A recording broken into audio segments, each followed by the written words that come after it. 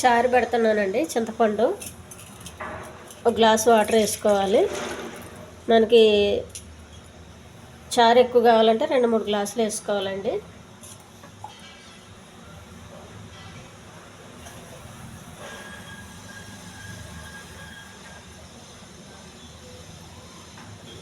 ఒక 3 గ్లాసులు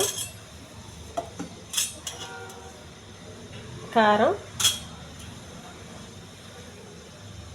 పసుపు, బెల్లం,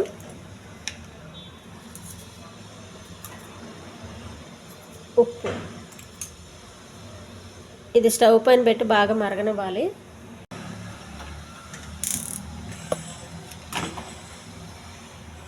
బాగా మరగనివ్వాలండి. ఈ టమాటా మిక్సీ చేసుకోవాలండి. కొద్దిగా అల్లం వెల్లుల్లి పేస్ట్ అండి.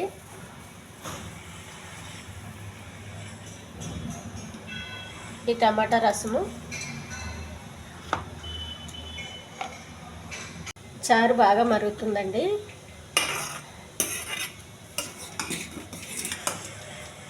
చింతపండు కూడా బాగా మరిగింది, ఉడికిపోయింది. దీన్ని తీసి పక్కకు పెట్టాలి.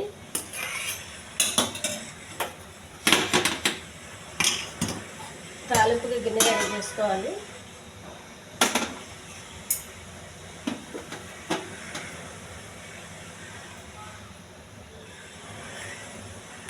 కొద్దిగా నూనె ఉంది, తాలింపు సరిపడగా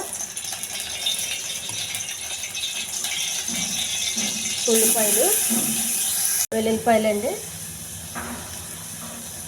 కరివేపాకు, ఎండుమిర్చి, మెంతులు,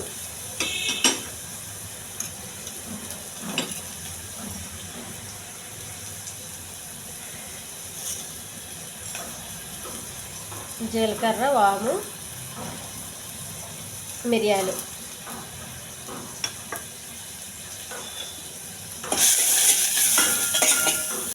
తాలింపు బాగా వేగిపోయిందండి.